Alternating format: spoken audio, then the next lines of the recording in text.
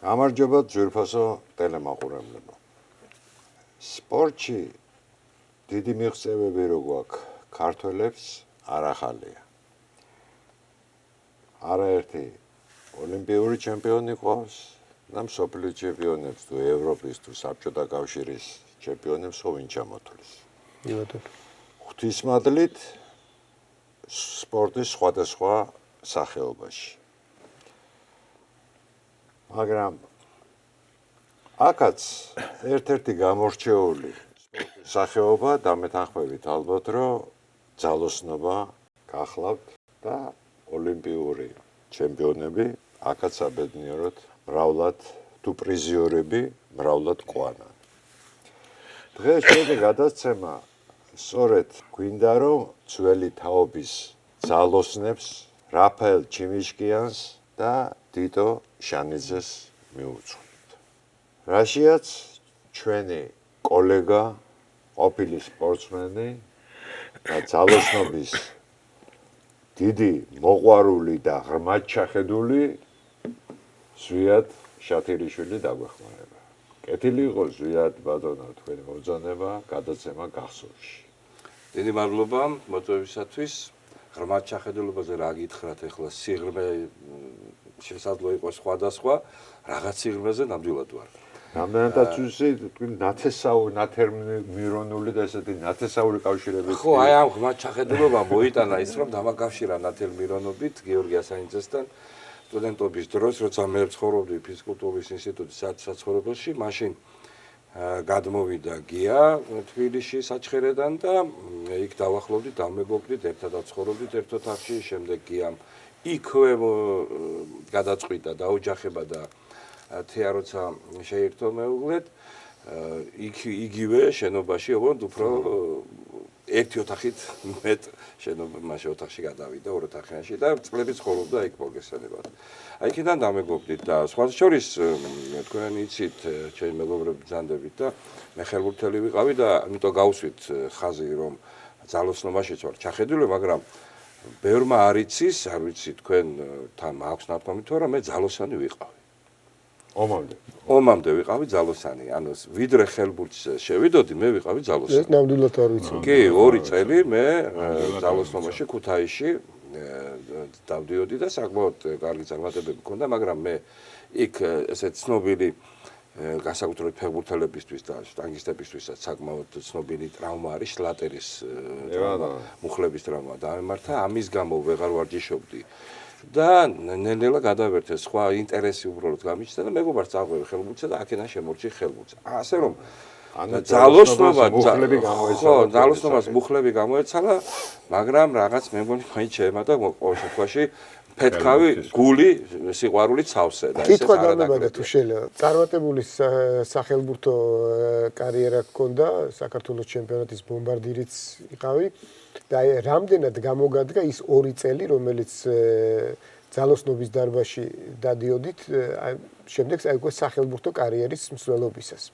მოგახსენებთ, მინდა გითხრათ რომ პირდაპირ ზოგადად ითვლება რომ ძლეოსნობა და ძალოსნობა, რომელიც სამწუხაროდ ხშირად ეშლებათ ხოლმე. ორივე საფუძველთა საფუძველია ათლეტის მომზადებისთვის ფიზიკურად. ის რაც მანამდე მქონდა მიღებული ბაზა, საკმაოდ განვითარებული მქონდა ესე იგი ფეხრის კუნთებიც, ტანისაც, ხელისაც განსაკუთრებით და მე როცა ხელბურთზე მივედი შემთხვევით. მეზობელს წავყევი, თამაში მაქვსო, წამოდიოდა. თამაში არ ქონია, შეულებრივი ვარჯიში იყო, გაიყვნენ, დააგდათ. აი კლასიკური თემა, კაცი რო დააგდება და ჩამაყენეს კარში. მოდიო რა დაგვეხმარეო. ხო არა და საფეხბურთო მეკარე ძალიან კარგი ვიყავი ბავშვობაში სხვათა შორის. ხო და მეც კი ბატონო ჩავდგები მეთქი დიდი სიამოვნები და მე რომ მივეცი პასი რაღაცა და უпроსტად მახსენდა ასეთი მომენტი. მე ხელბურთი ვიცოდი ხო ტელევიზიიდან გუშინად კარგი ვიყავი როგორც ბევრი სხვა სახეობის და ამიტანა იმ სურვილმა ბურთის კარში დარტყვისა და რომ გავაქანდა დავარტყი მწვრთნელი ზურა ყაველაშვილმა ასე გამომხედა და მოდი ბიჭო აგერ შევა ეს რა ქენიო რა ძალიან ძლიერად დავარტყი. ანუ ძალა მქონდა ისეთი რომ თითქმის კონტროლებელი მე ვიღაცას პასი მივეცი და ჯანდაბაში გადავაგდე ისე რომ წარმოუდგენელი სიძლიერის, ნუ ტექნიკა არ მქონდა ცხადია და ზუსტად ვერ მივაწოდე და არის რა შვებს ადახა ვინ ახარ რა ახარ და ნუ ვთხარი ძალოსნობაზე დავდივარ მეთქი და რა გინდა ძალოსნობაზე კაცო მოდი აგერ ჩვენთან და აგერ ნაკრებშიც იქნები ქალაქისო ეგრევეო და ისეთი პერსპექტივა გაქვსო და აქედან გამომდინარე ძალიან მაღალი ნახტომიც მქონდა მე მაქვს დღემდე რაღაც ბუნებრივი მონაცემი თავისთავად ხელს უწყობს მაგრამ ის რომ ძალოსნობის საფუძველი მქონდა და შემზადებული იყო ორგანიზმი ამან პირდაპირ მნიშვნელობით და დათმაც საკმაოდ ძლიერი მქონდა ყოველთვის ასე რომ მე ვურჩევ ყველას შტანგით ვარჯიშსაც ძლეოსნურ ვარჯიშებსაც რომ სწორად ირბინონ ნაბიჯი სწორად გადადგან და ასე შემდეგ კოორდინაცია აქედან გამომდინარე სწორად დაიყენონ და რა თქმა უნდა წარადგება თავიანთ სახეობებში ეპოქა რომელიც შეიქმნა ქართულ ძალოსნობაში ხაზგასასმელია ჭიდაობის სახეობები არიან რა თქმა უნდა მოწინავე პოზიციაზე და ძალოსნობაც რომ ამოუდგა გვერდში ეს საკმაოდ დიდი მოვლენაა იმიტომ რომ საბჭოთა კავშირის დაშლის შემდეგ ინერციით ბევრი სახეობა გარკვეულწილად რაღაც დონეზე შენარჩუნდა მაგრამ ჩაიარა იმანაც მერე დაგუბებული წყალის პრინციპით და 10 წლის შემდეგ ფაქტობრივად 2000-იან წლების დასაწყისში აღარაფერი აღარ შემოგჭა გარდა ამ საჯიდაო სახეობის და ძალოსნობის საჯიდაო სახეობის კიდევ სხვა ტრადიცია ჰქონდა და ქართველი კაცი სულ ჭიდაობდა სისხლში აქვს ხორცი აქვს და დიდი რამი ფუნდამენტური ცვლილებები საჭირო არ იყო მაგრამ ძალოსნობაში აბსოლუტურად სხვა სიტუაცია იყო მხოლოდ ერთი კინგილა კაცი იყო შემორჩენილი კახიაშვილი და მეტი არაფერი და გიორგი ასანიძის და კახიაშვილის ურთიერთთანამშრომლობამ და დიდი ვანო გრიგოროვის ხელმძღვანელობით შექმნილმა პროგრამამ მოიტანა ეს წარმატება.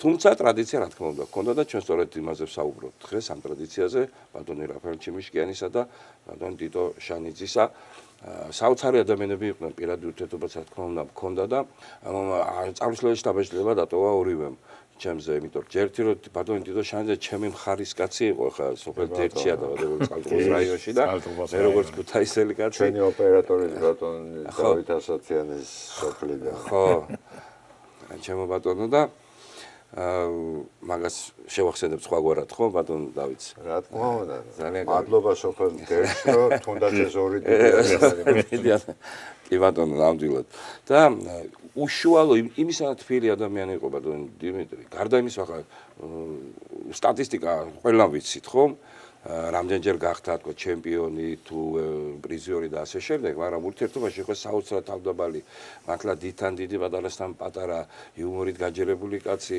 მე როცა მაინც სპორტულ ხარეზე უნდა ვისაუბროთ ხადია და გადავხედავთ ბატონ ტიტოს კარიერას ამდენი ვერცხლი ცოტა გასაკვირია და აი რაში მდგომარეობს თქო საკუთარ თავს ვეკითხები როგორც ჟურნალისტი ხო გორნიასი აღარ გაუსვი ახლა მაგას ხაზი იმიტომ რომ ესე იგი ჩვენც ხავდა ასეთი ვერცხლის მედალოსანი და მაგრამ რა არის იცით ახლა გორმინასიანსგან განსხვავებით ბატონი ტიტო ძალიან მცირედით აგებდა ხოლმე წონებით ძირითადად ხო და ეს ცუდი ტრადიცია იყო გაუგებარი ჯერ ერთი რომ არა თან ბატონი ტიტოს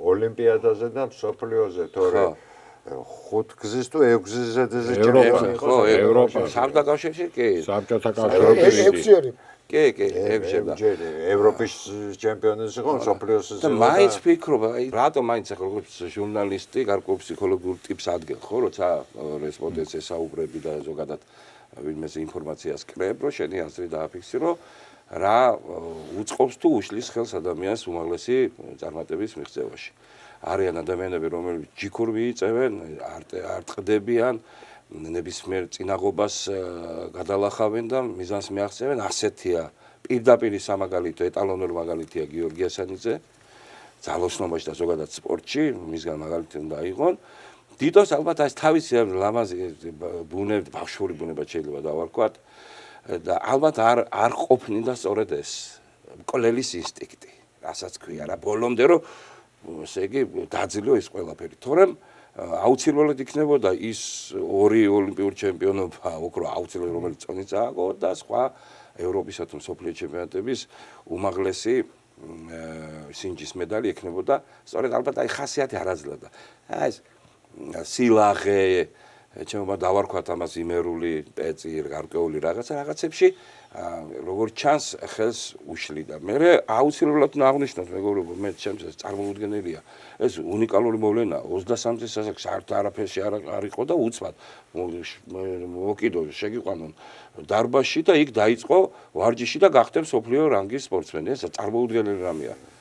დღეს მიუხედავად იმისა, რომ 1000 საშუალება ადამიანმა საკუთარ თავს მიხედოს ორგანიზმის განავითაროს, მანამდე რაღაც საფუძველი ჰქონდეს კი მოყვარულის დონეზე და მე უცბად მოინდომოს პროფესიონალობა შესაძლებელი ამბავია, მაგრამ 23 წლის ასაკში საერთოდ არაფერს არ აკეთებს გავს და მე ხდები მსოფლიო რანგის ათლეტი, ეს არის წარმოუდგენელი წარმატება და რა ვიცი, ამით ესეც უნიკალური მხარეა ჩვენი ძალოსნობის. ნიჭის მანიშნებელია.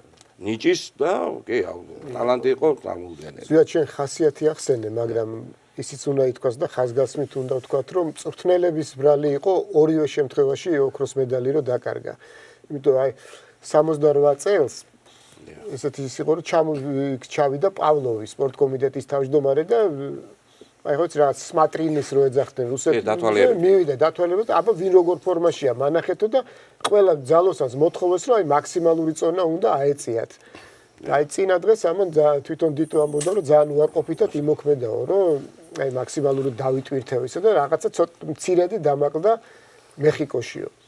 რაც შეეხება მიუნხენს, იქ მწვრთნელებს ეხვეწებოდა, რომ მომიმატეთ წონა, ავიღეთ მე ამ წონასა და ცდელ მოტყარა შენო ეს გეყოფო, ეს ნურიკიანიო, მაგის ამბები მაინც არ არისო, ვერ აწევს იმასო და არდოს იმან ძალიან დიდი მოულოდნელი იყო, ყველამ გაოცებისგან პირი დააღო, ღების დარბაზშიც, ტელევიზორთანაც, რომ ნურიკიანმა აწია და აი 100 გრამით დაიჭერა. კი, სამწუხაროდ იყო, ამას ვერ დავმალავ და უამრავი მაგალითია ქართული სპორტის ისტორიაში, საბჭოთა ეპოქის დროინდელი, როცა ქართველს მიზან მიმართულად აჩოჩებდნენ ქვემოთ და არის ბევრი მაგალითი შეიძლება მოიყვანოს და ალბათ ყობაც გაიხსენებს შემდეგ, მაგრამ მეც რო არ გავიხსენო აპიტარ შემიძლია კახი. მოდი ესე ვთქვა. არა მარტო ქართოს რა, როგორც მაშინ ამბობდნენ, ნაცმენები.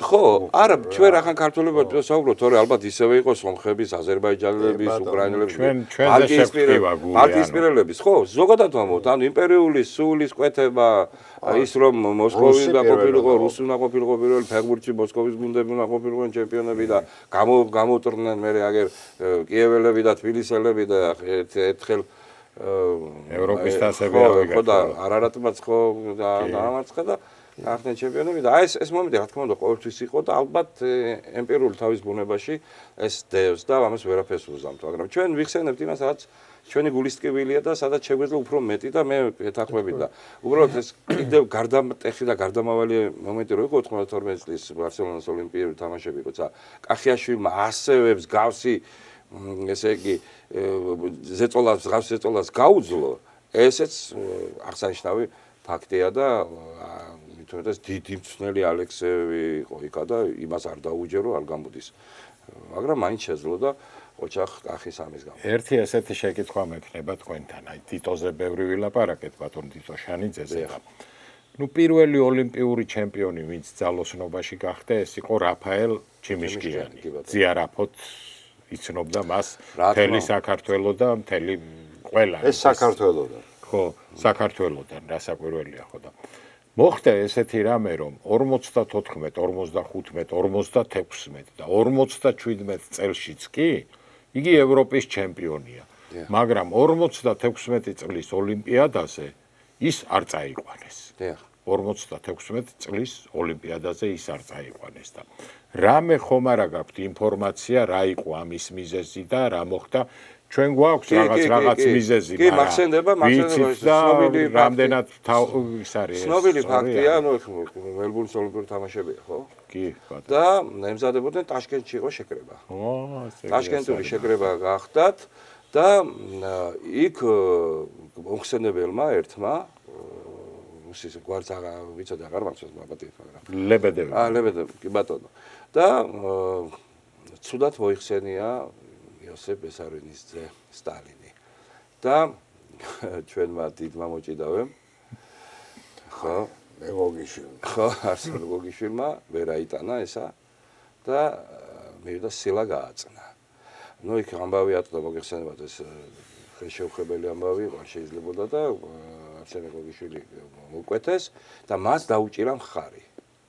რაფაელმა მას დაუჭირა მხარი და ამის გამო რომ ესე იგი შენ ასე თუ დისციპლინობა გამოიჩინე და დებოშის ამტერს მხარი დაუჭირე აქეთ მოკვეთეს და ნუ მიზეზი როგეთ მიზეზ დოს მარილი აკლიაო ისე გამოუვიდათ შანსი მიეცათ და მოხსნეს რა თქმა უნდა ეს ძალიან ცუდი აქვე მინდა ერთი რამე გავიხსენო კიდევ ბატონი რაფოს ინტერვიუებიდან თურმე პირველ ოლიმპიადაზე რო წავიდნენ 52 წელში შეუძლოთ ყოფილა რაღაც ვერ ყოფილა მთლად კარგად სიცხე თუ რაღაცის და ხო ეს ვახტანგ ბალავაძის და ხო და ბოლო ვაგონში იყო თურმე კი გაცივდა იქ ბოლო ვაგონში ყოფილა და არსენამ მისულა არსენ მეკოკიშვილი მისულა მასთან და ბოლო ვაგონში და ამას საყვედურივით თქვია რა არის ეს ბოლო ვაგონით რო და ნუ ჟრაფო შენო ნუ რევოლოპო იქიდან პირველები წამოვალთ მაინც ჩვენო ესეც მე მგონი ნამდვილი ამბავი კი ნამდვილი ამბავი თვითონ უყვარდა ამ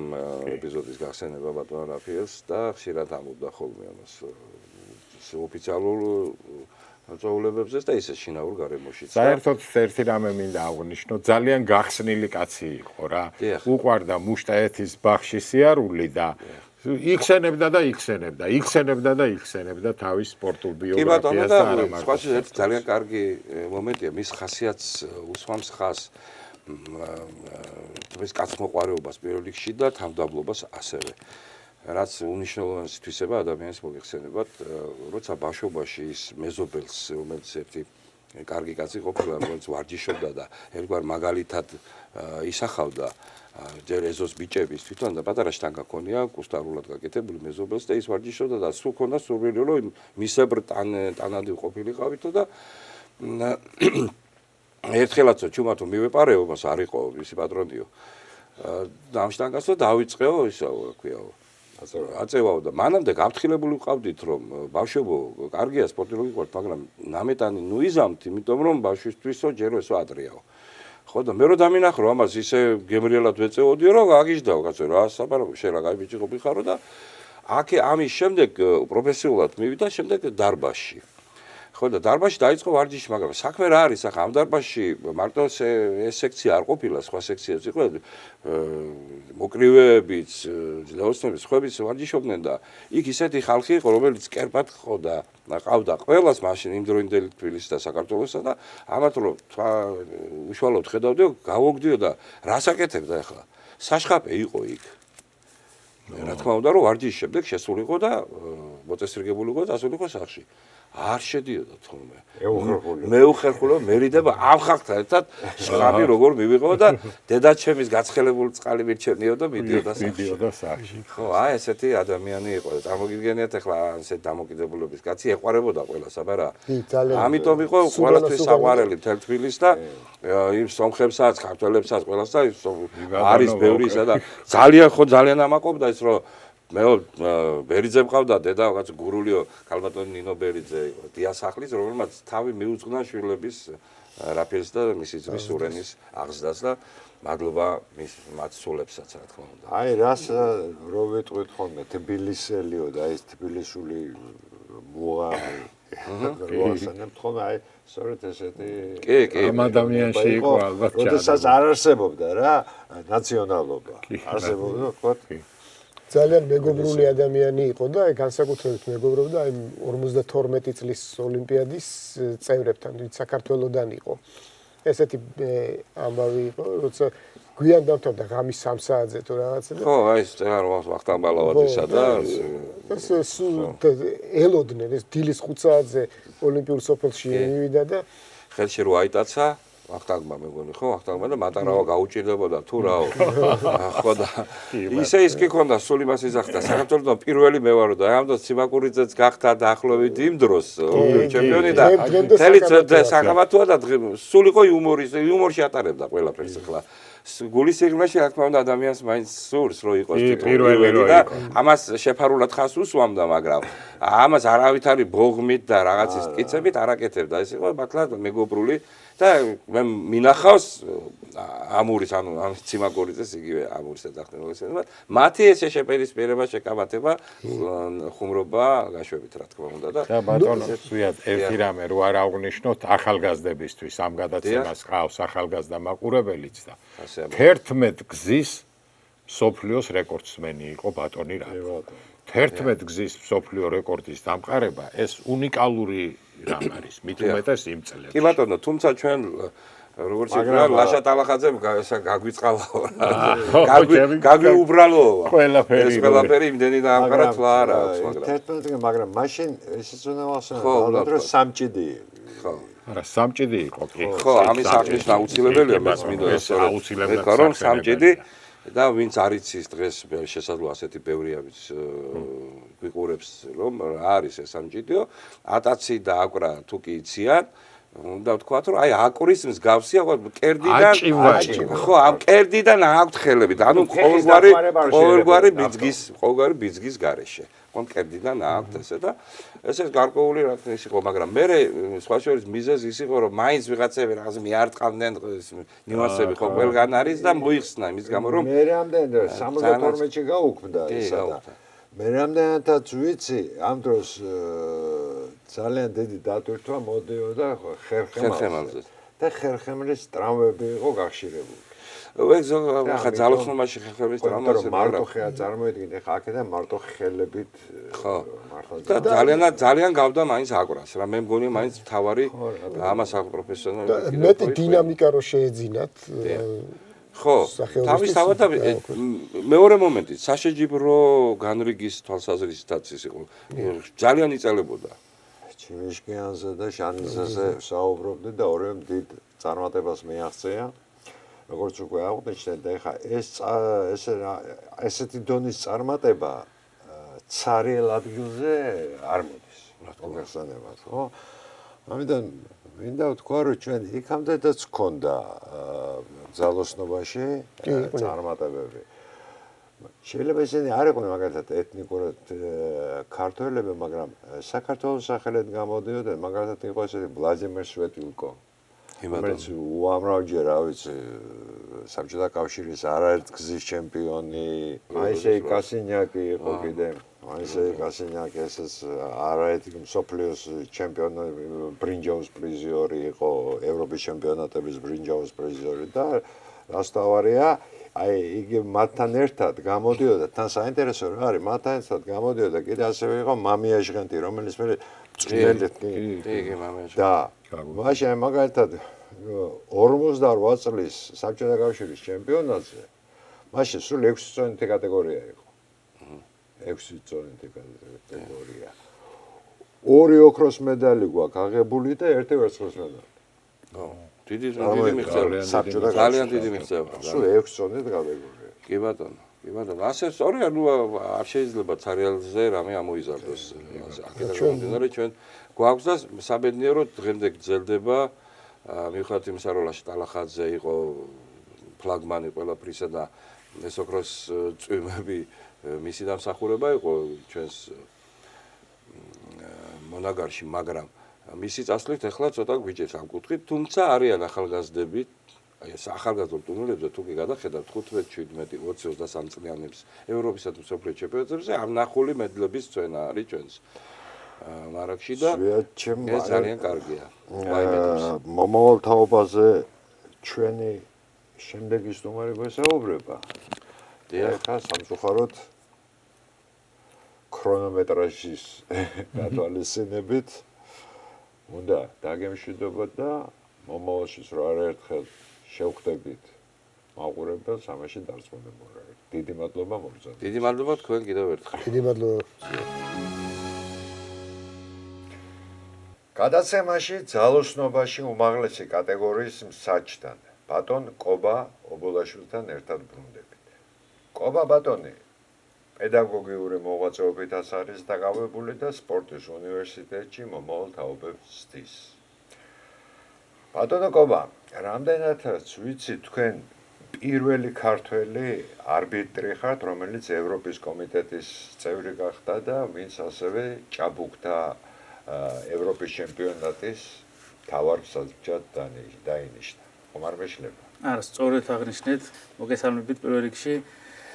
ნამდვილად პირველი იყო 2015 წელს მოახერხე მომპოვებინა საჯის ლიცენზია საერთაშორისო, რის შემდეგაც დღემდე აქტიურად მოღვაწეობ ამ მიმართულებით და 2025 წელს ევროპის ფედერაციის არჩევნები იყო, სადაც ასევე სხვადასხვა კომიტეტებში იყო პიროვნებათა შერჩევა, როდესაც საქართველოს დააყენა ჩემი კანდიდატურა ბატონი კახი კახიაშვილის ხელმძღვანელობით, მაშინ ჯერ კიდევ ბატონი კახი იყო პრეზიდენტი, დიახ, ლაშა უკვე არჩეული იყო, მაგრამ იურიდულად ჯერ არ იყო ის შესული ძალაში ეს კანონი.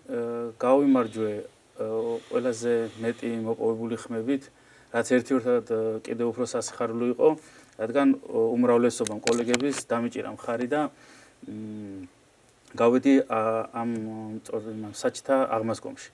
რაც შეეხება სამწვრთნელო მოღვაწეობას, დღესდღეობით თბილისში ახალი სპორტის სასახლეში ვავარჯიშებთ ბავშვებს. მიმდინარეობს აქტიური მზადება 9 წლიდან ასაკის ბავშვებში და ასევე როგორც აღნიშნეთ სპორტის უნივერსიტეტში ვამზადებთ მომავალ მწვრთნელებს.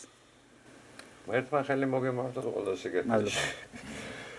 ბატონო კობა, ჩვენ დღევანდელი გადაცემა ლეგენდარულ ათლეტებს, თითო შანიძეს და რაფაელ ჩიმიშკიანს ეხება. მაგრამ არ შემიძლია რო არ კითხოთ, რომ რა ვიცი, იმედი მაინც მაქვს და თქვენ გეცოდინებათ. ჩვენ ლაშა ტალახაძეს როგორც სპორტსმენს დავემშვიდობეთ საბოლოოდ თუ როგორც სპორტსმენს ვიმეორებ თუ მაინც არის იმედი. მოკლედ ვიტყვი ამ ფაქტთან დაკავშირებით, ბოლოს, როდესაც საჩხერეში გიორგი ასანიძის ტურნირზე ვნახე ლაშა, ძალიან ძიმეთ იყო ჯანმრთელობის მხრივ, ახალი გაკეთებული ქონდა ოპერაცია, მოგეხსენებათ მას მუხლის ტრავმა ქონდა, ასევე ტრავმა არა აქვს. წელის ტრავმა ქონდა და ვფიქრობდი, აი ის სურათი რაც დავინახე, ვფიქრობდი, რომ ალბათ სამწუხაროდ და ჩემთვის ალბათ ერთ-ერთი ის პიროვნება ვარ, ვინც უფრო ცოტა მეტად განიცდის, რადგან მოკლედ ვიტყვი ასევე შეჯიბრებაზე როგორც მარტო მსაჯი არ გავდიოდი. როგორც ლიდერი მსაჯი გავდიოდი, იმიტომ რომ მთელი ევროპის ჩემპიონატის როგორც მონაწილეები, ასევე ტექნიკური მიმართულებით მსაჯები ყველა ყურადღებას მაქცევდა, რადგან მეკითხებოდნენ როგორ იყო ლაშა, ეხლა რამდენ რეკორდს დაამყარებდა და ლაშასთან ერთად მეც უფრო მეტად პოპულარული ვიყავი ამ მიმართულებით და დღეს, როდესაც შეჯიბრებაზე მივდივარ, ერთ იმას შევადარებდი, დედა რო ბაღში მტოვებდა და თავს მარტოდ გზნობდი, ზუსტად ესეთი შეგრძნება მაქვს, რომ ლაშას გარეშე რაღაც მიტოვებულად მარტო გზნობ თავს და მენატრება ის დრო, როდესაც ლაშა ჩვენთან ერთად იყო აქტიურ სპორტში. მთელი საქართველოს ესე ვარ. რაც შეეხება დაბრუნებას, იმედის ნაპერწკალი ჩემში გაჩნდა 2025 წლის ფორდეში გამართულ მსოფლიო ჩემპიონატზე, სადაც ბოლოს მომიწია მუშაობა. ზემძიმე წონაში საფინალო გამოსვლაში ლაშას კატეგორიაში ერთად უყურებდით ამ შეჯიბრებას და რო უყურებდი, ხო ძალიან წყნარი ადამიანია, მაგრამ ეტყობოდა როგორ ღელავდა და განცდებში იყო. განცდებში იყო და რო ვკითხე შეჯიბრების მერე ერთად წავედით მისალოცად ბიჭების ჩვენი სომეხი ძალოსნები, ლაშა ძალიან ახლოს მეც ასევე ძალიან ახლო ურთიერთობა გვაქვს ვარაზად ლალაიანთან, გურმინასიანთან და წავედით მისალოცად. ხო და ვკითხე რომ რას ფიქრობთ ხო ლაშა, ეხლა აი უვარჯიშებელიც ოქროს მედალის შანსი ჰქონდა თქო, როგორც ატაჩი შეიძლება აკრაშიც თქო და ისეთი დანანებით დამეთანხმა, რომ ვკითხე რომ ხო არაპირებ დაბრუნებას თქო და არ ვიცი, აი თუ ყველაფერი კარგად იქნებაო, ისეთი იმედი მომეცა, რომ არ ვიცი, ღვთისწყალობით იმედია, რომ კიდე ერთ ოლიმპიადაზე ვიხილავთ ჩვენ ღვთისსაჩუქარს, ესე ვიძახოდი ყოველთვის, ღვთისსაჩუქარი იყო ქართველებისთვის, რადგან იმდენი სიხარული გვაჩუქა 12 წლის მანძილზე, რომ შეუძლებელია ამის რამით გადაწონა. ანუ იმედი გქონდეს, რომ ჯერ შტანგა ლუსმოზე ჩამოვიდია. ასე შეიძლება რომ ვთქვა. ძალიან კარგი. ლაშა და აი დღეს რა ხდება ესე ქართულ ძალოსნობაში? კობა ბატონო, ახალგაზრდები იმეც ნამდვილად იძლევიან. და აი როგორც პოეტს უთქვამს, ჰეი ვინ მოდის მად მომავლიდან, რა ხდება? ახალგაზრდებში შეიძლება ვთქვათ, რომ კარგი ჯანსაღი თაობა მოდის, რადგან სწორედ აი ამ დღეებში დაბრუნდა საქართველოს ნაკრები ევროპის ჩემპიონატიდან 20 წლამდე და 23 წლამდელთა შორის ალბანეთის ქალაქ დურესიდან, სადაც სარეკორდო რაოდენობის მედლები ჩამოიტანეს. რაც როგორც პროფესიონალს ბოდიში შეგახსოვდნენ თუ არ ვწდები ესპანეთიდან სარეკორდო ჩამოვიდანე ესპანეთში მიმდინარეობდა 15 წლამდე მადრიდში 15 და 17 წლამდე ივლისში რო იყო დიახ ასაკის მოზარდებში შეჯიბრება აღნიშნული შეჯიბრების თავარი საჯი გახდით პირველად ჩემს კარიერაში აქედანაც ეს ნაკრები გუნდი ზურაბანთაურის ხელმძღვანელობით იყო ჩამოსული აღნიშნულ შეჯიბრებაზე და ამ წვრთნელისგან მიჩვეულები ვართ ძალოსნობის მოყვარულები შარშან სალონიკიდანაც ასევე რეკორდული რაოდენობის მედლები ჩამოიტარა ბატონი ზურას და დავით ხარატიშვილის გაწვრთნილმა გუნდებმა და წელსაც იგივე დახუნძლული დაბრუნდნენ ქვეყანაში ეხლაც ალბანეთიდანაც და შეიძლება ვთქვათ რომ იმედი გვაქვს იმის რომ შეიძლება არა დარწმუნებული ვარ ლაშას შედეგების გამეორება ალბათ 1-2 საუკუნე მინიმუმ გაუჭირდება ვინმეს თუ რამე ახალი არ შემოვიდა იმაში რა ქვია პლანეტაზე რაღაც ახალი აღმოჩენა არ გამოვიდა ძალიან გაუჭირდებათ იმიტომ რომ ეს ფენომენალური მიღწევებია ეს არის უბრალოდ როგორც პელე დაიბადა ფეხბურთისთვის ისე დაიბადა ლაშა ტალახაძე ძალოსნობისთვის ბატონო კობა და ერთი ცოტა ისე მინდა გითხრათ ხა მოგეხსენებათ ერთი ქართული ანდაზა კაცმა ჭირი მალაო და ჭირმა თავი არ დამალაო. არის ისეთი საჩოთირო საკითხები, რომელზედაც საუბარი შეიძლება არ გვსიამოვნებდეს. მაგრამ დაუსმელი კითხვებიც ან გაუცემელი პასუხებიც გაცილებით უფრო დიდ ჭორებს ბადებს ხოლმე და მე მგონი ეს უარესია. რისი თქმა მინდა რომ სამწუხაროდ ძალოსნობაშია ცოტა არ იყოს ისევე როგორც სპორტის ასევე სამწუხაროდ სხვა სახეობებშია ცოტა გაგვიხშირდა დოპინგ სკანდალები.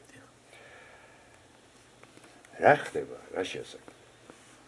აღნიშნული მიმართულებით ოდითგანვე მიდიოდა ბრძოლა ამ აკრძალული პრეპარატების მიმართულებით ყოველთვის მიდიოდა აქტიური ბრძოლა.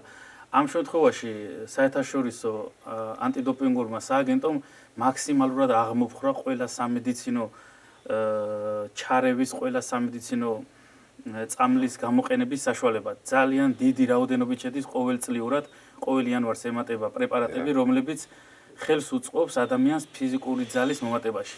აი რო ნახოთ რამხელა სია შემოდის ხოლმე ყოველწლიურად აკრძალულ პრეპარატებში უბრალოდ გამოუგნებელია და ერთ მხრივ სპორტსმენებსაც აღარ რჩებათ საშუალება იმის რომ რამე ზედმეტად უბრალოდ რო ვთქვათ იმის საშუალებაც არ რჩებათ რომ რამე აკრძალული მიიღონ იმიტომ რომ დღესდღეობით რეალურად ჯანსაღი სპორტი უნდა იყოს ჩემის აზრით თავარი ასპარეზი სპორტსმენებისთვის და ამ მიმართულებით მიდის სწორედ საერთაშორისო დოპინგ სააგენტო რაც შეეხება ამ უბედურ დღეებს რაც ქართულ სპორტს როგორც თქვენ აღნიშნეთ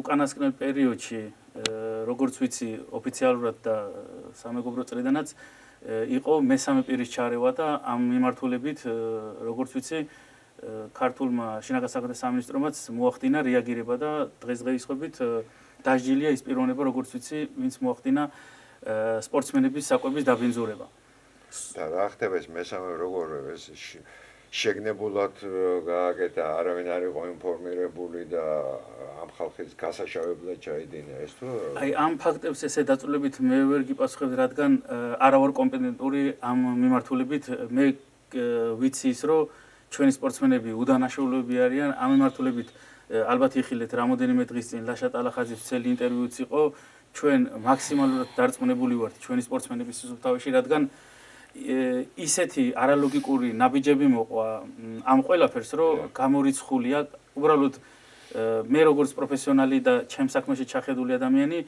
ვიცი რომ ეს უბრალოდ ესე არ ხდება როგორც 2x2 არის 4 ისე ვარ დარწმუნებული ჩვენი სპორტსმენების კახი ასანიძის რეზი დავითაძის და გიორბელიძის სიმართლეში კეთილი დაუბრუნდოთ ახლა მთავარ თემას და ამდენად ვიცი ბატონ გოჩას მე სამსაჯო საქმეზე მინდა გითხოთ ხშირად არის რომ აი მაგალითად ცდის დროს არის რომ ერთი მსაჯი უთვლის, ორი არ უთვლის, ან პირიქით ორი უთვლის, ერთი არ უთვლის. მე არის მიდი კიდე უყურებთ. აი რა არის ეს ობიექტურ სუბიექტური მომენტებია თუ რაღაც დასახვეწი არის წესებში, თქვენ როგორ თვლით? დიდი მადლობა ამ შეკითხვისთვის, ძალიან საინტერესო კითხვაა, ჯერ არავის არ დაუსვია და ნამდვილად პროფესიული კითხვა არის ესე რომ ვთქვათ. ეს ყველაფერი პირველ რიგში დავიწყებ იქიდან რომ აი თუნდაც ჩემ ადგილზე ყოფნას რამხელა მნიშვნელობა აქვს ჩვენი ქვეყნისთვის. უპირველეს ყოვლისა, სანამ პროფესიონალები ვიქნებით, ადამიანები ვართ და ურთიერთობას ძალიან დიდი მნიშვნელობა აქვს ადამიანებში, ხო? ამიტომ რაღაცაზე, რაც წესი დაწერილია თეთრი შავზე, მაგრამ ყოველთვის აქვს მეორე მხარე. აი ზუსტად თქვენი კითხვის პასუხი ეს იქნება, რომ თუ მე დავინახე მარჯვენა მხრიდან შეცდომა, თქვენ მარცხენა მხარეს მეორე მსაჯის უსხვანაირად ხედავთ. შუა მსაჯის უსხვანაირად ხედავს. ამიტომ საჯები დაზღვეული ვართ ამ შემთხვევაში უკან განლაგებული ჟიურის თუ ეს შეჯიბრება არის ოლიმპიური ლიცენზიისთვის, 5 ჟიური აკონტროლებს 3 საჯს. ანუ შეცდომა გამორიცხულია ფაქტიურად. მაგრამ რა თქმა უნდა, მაინც ხდება შეცდომები დაზღვეული არავინ არა. ანუ ადამიანურ იმაზეა დამფუძნებული როგორ დაინახავს იმ მომენტში იმ წუთას. ნუ შეიძლება თვალი დაახამხო უბრალოდ იმ მომენტში და ის წამიერად გაგეპაროს. შეიძლება რაღაც მომენტში გაატარო უბრალოდ მოძრაობა. არის ამის ბევრი საშუალება არის, რომ ამიტომ არის ჟიური იმის დააზღვიოს მსაჯის შეცდომა, გვაქვს საშუალება გამეორების კამერებზე, გვაქვს საშუალება იმისა, რომ სამი აი ჟიურის პრიორიტეტი იმაში მდგომარეობს, რომ მსაჯმა წამიერად უნდა მიიღოს გადაწყვეტილება, როგორც დაინახავს. და ჟიურის დაახლოებით 3 წამი აქვს, იმიტომ რომ შეუძლია შეაფასოს მომენტი და შემდეგ უკვე 3 წამის შემდეგ მიიღოს გადაწყვეტილება. რაც უფრო თავისუფლებას ანიჭებს და ერთგვარი საფეხბურთო ვარიც არის, ხო?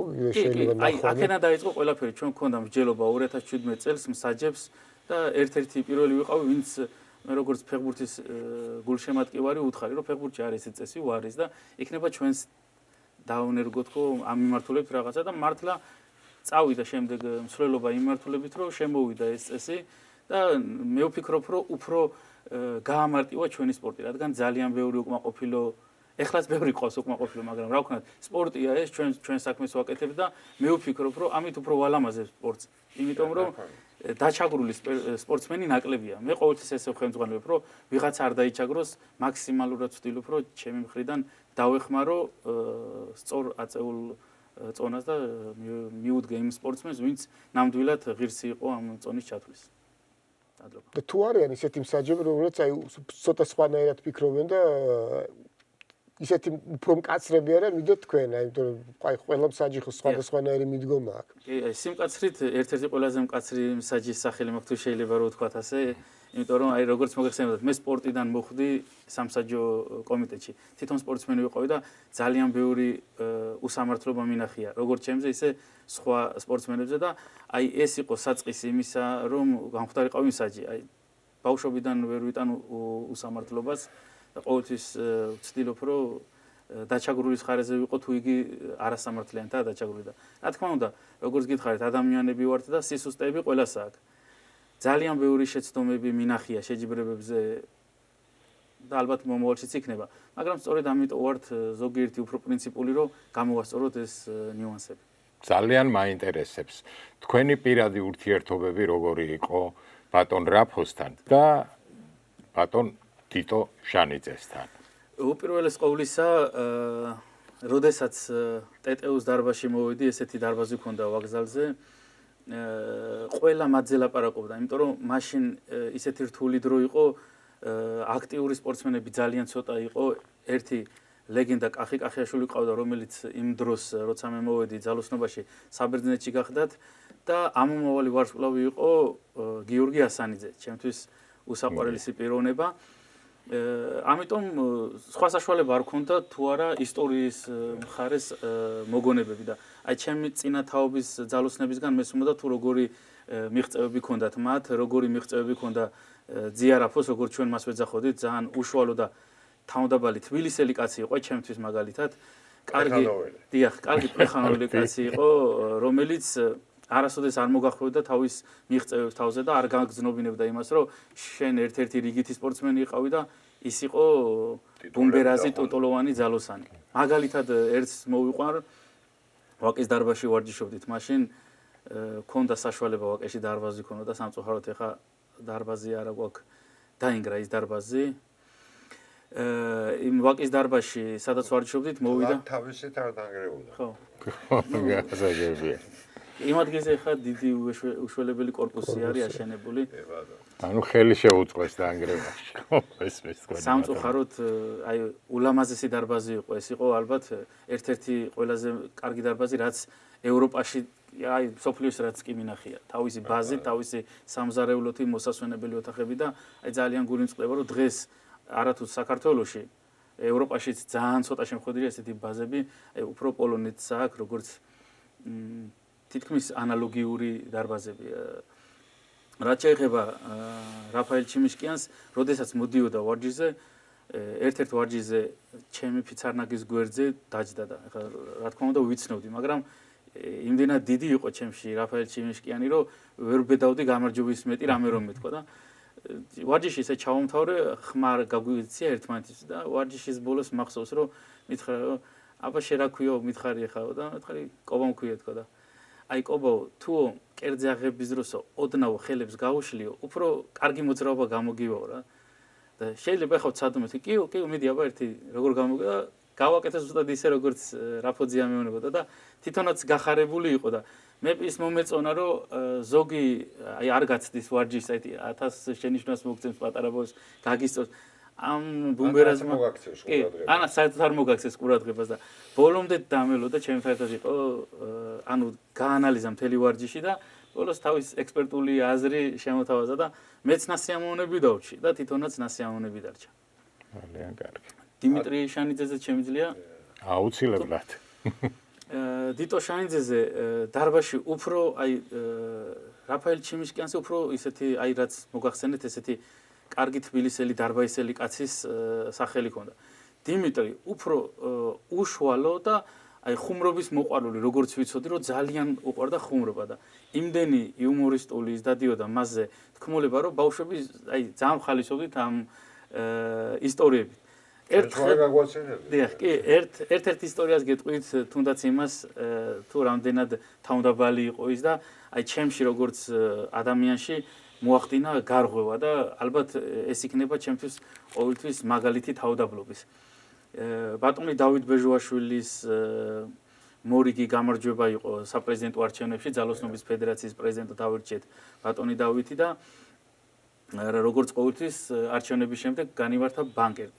ბანკეტზე მოწვეული იყო იმ დროინდელი სპორტის მინისტრის მოადგილე იყვნენ ოლიმპიური ჩემპიონები ერთ მაგიდაზე ეს პოლიტიკოსები რა თქმა უნდა და აქეთ მეორე მაგიდა იყო გაშლილი ხოლო სპორტსმენები ვიჯექით ნაკრების იმ დროინდელი წევრები და როდესაც ბატონი დიტო მოვიდა რა თქმა უნდა მიიწვიეს სადაც პოლიტიკოსები და მინისტრები იჯდნენ მაგიდაზე და ჩემ და გასაკვირად უარი უთხრა და ვიფიქრე რომ ალბათ ვერ დარჩება ამ წვეულებაზე და მიდის უკან სახში და მოვიდა და ესე ჩემ გვერდზე დადგა და ისა ბიჭებო შეიძლება თქვენთან რომ დავჭიდეო ისე გამიკვირდა რომ ეხა ორგზის ოლიმპიური ჩემპიონი თითქმის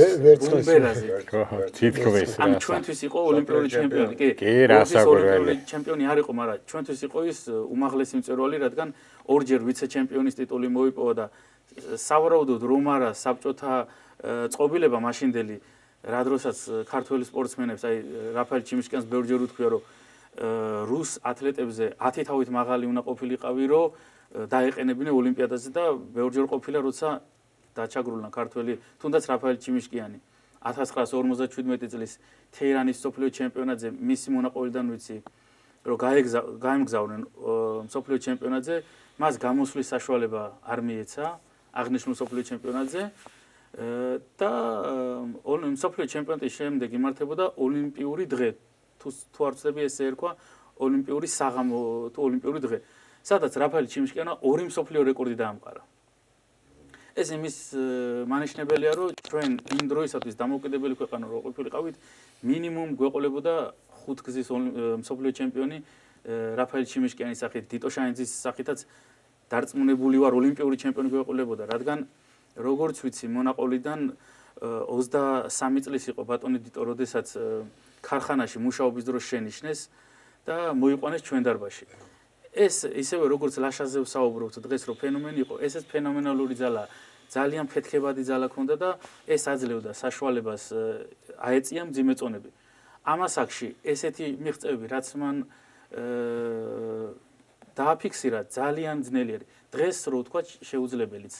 გვიან დაიწყო და გვიანაც დაამთავრა. 44 წლის იყო რომ დაამთავრა და როგორც თვითონ მეუბნებოდა ამ ხრივ რეკორდსმენი ვიყავი და ვიღაც ვარაბიოვი ყოფილა, რომელიც 53 წლის ასაკში დაასრულა კარიერა და თითო 44 წლის ასაკში. თქვენ არ გაუმართლა კიდე იმ ხრივ ეს ნურიკიანი მართლა მაგრამ სოფლიოზე კი მოუგო. დიახ, ბულგარელი ძალოსანი ნამდვილად ნურიკიანს ევროპაზეც მოუგო 73-ში და ოლიმპიადაც ააგო მაგრამ ოლიმპიადაც ააგოთან 100 გრამით. და წვრთნელების ბრალი იყო სხვათა შორის.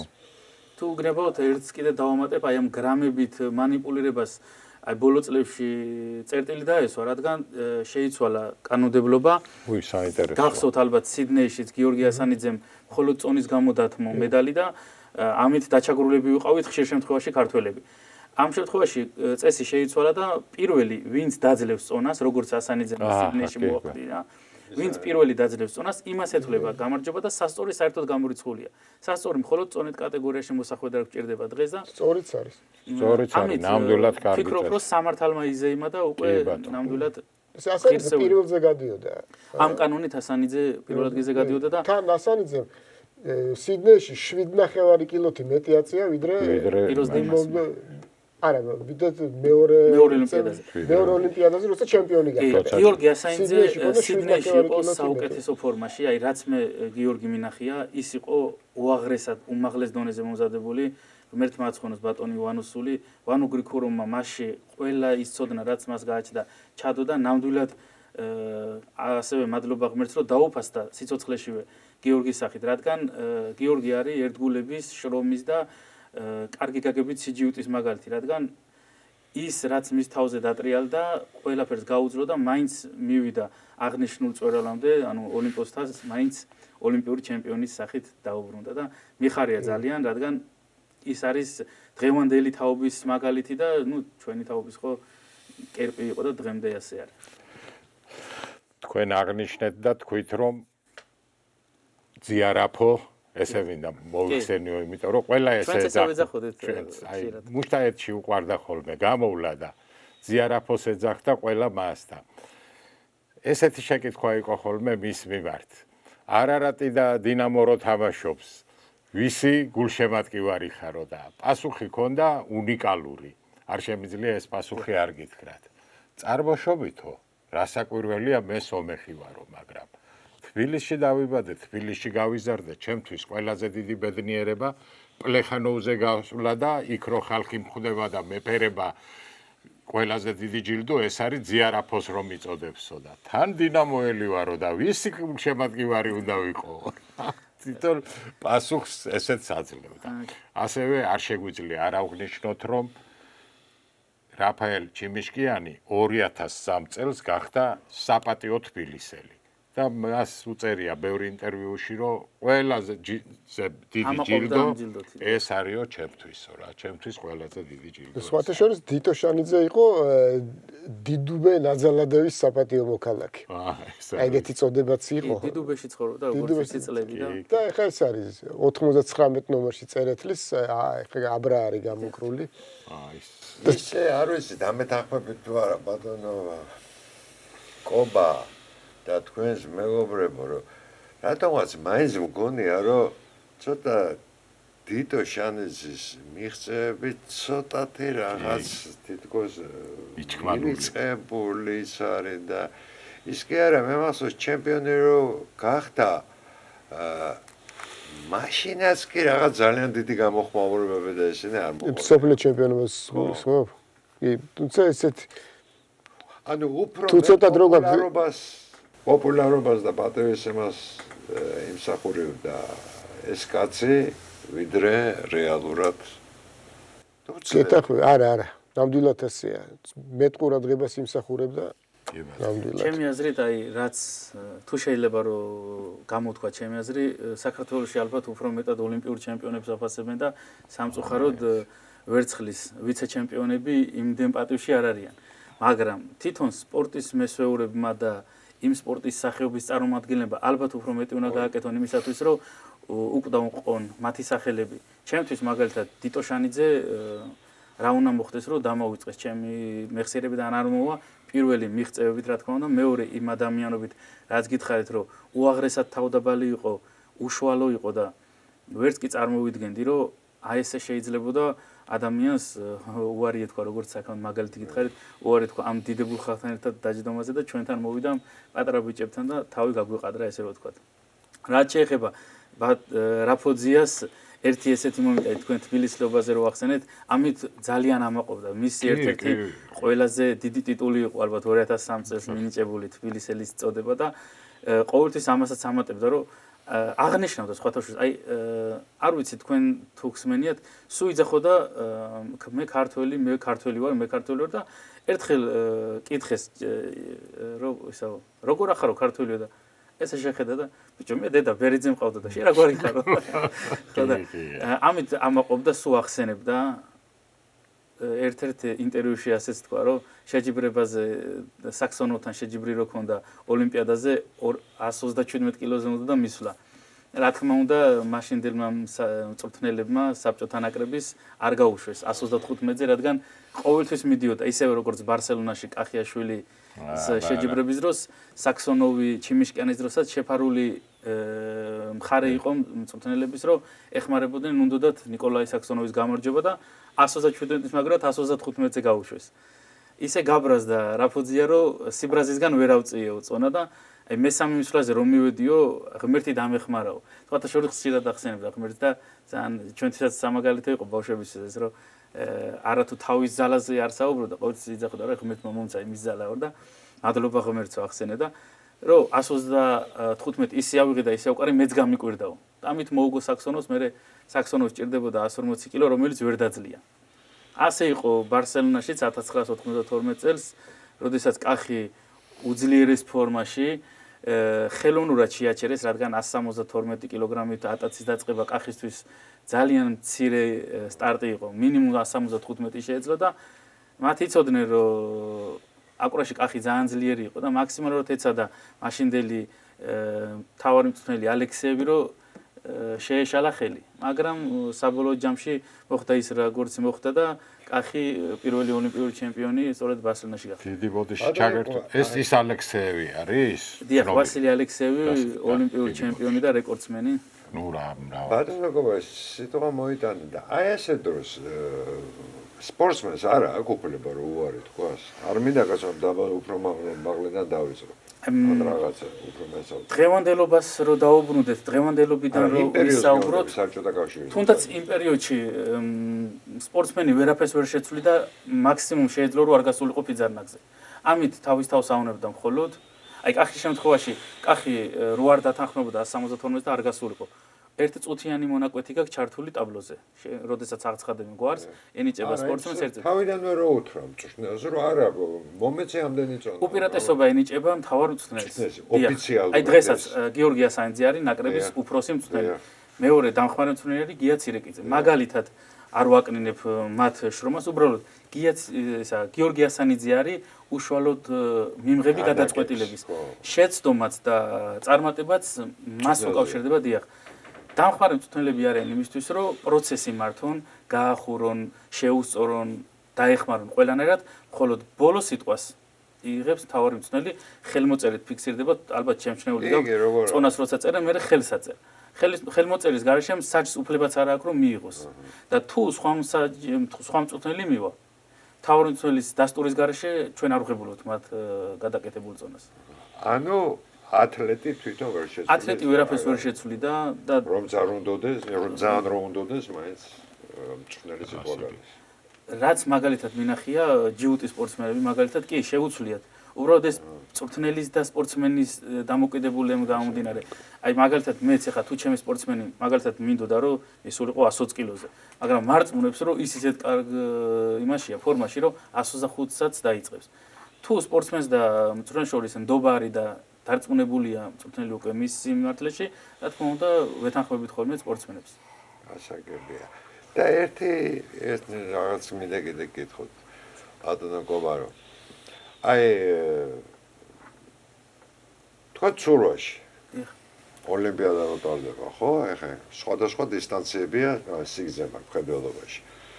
მაგრამ ასევე ვთქვა, არის ერთ სპორტსმენს შეუძლია ბრასშიაც აიღოს, ბატერფლაიშიაც აიღოს, კროლში აიღოს, ზურგზე აიღოს, ხო და კი ბატონო, ცურვა ოთხივე, მაგრამ სხვადასხვა სახეობა. ეხა აქაც ამ